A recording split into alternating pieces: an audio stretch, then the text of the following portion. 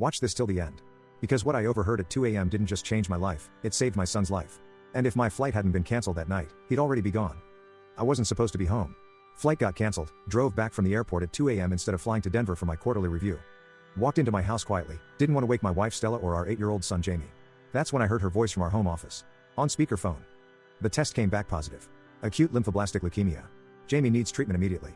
I froze. My son has leukemia? Why didn't I know? Then I heard another voice, her brother Francis. How long can you stall? Maybe another month before symptoms get obvious. I already switched pediatricians twice. Told Malcolm they were just routine checkups. The policy pays out how much if he.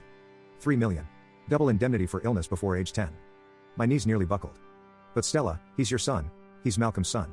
I'm just playing the part until the adoption finalizes next month. Then beneficiary rights kick in. I bit my hand to stay silent. Francis again, you've been hiding his diagnosis for 2 months? The oncologist thinks I'm a single mother. Paid cash. Malcolm's too trusting, believes whatever I tell him about Jamie being tired from school. I crept to our bedroom, grabbed my phone, hit record, placed it by the office door.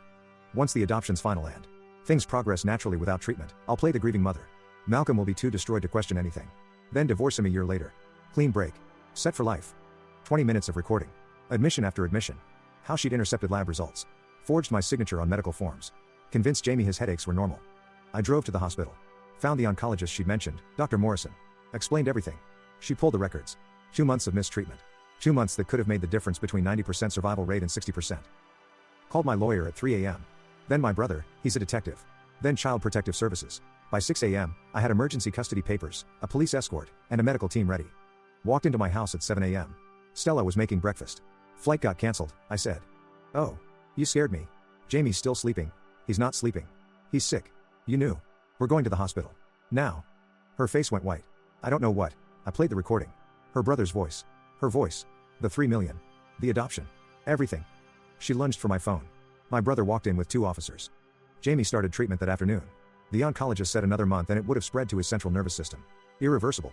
Update, 1 week later, Jamie's responding to treatment. Caught it just in time. Stella's charged with attempted murder, fraud, child endangerment.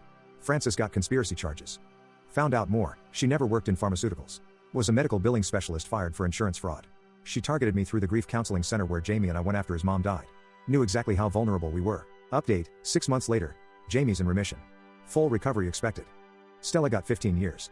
Francis got 7. They found 3 other families she tried this with. 1 child didn't make it. Moved cities. New job. Jamie plays basketball now. Laughs again. Sometimes I wake up at 2 a.m. thinking about that cancelled flight. If I'd gotten on that plane, my son would be dead. The secret I accidentally overheard didn't just change everything.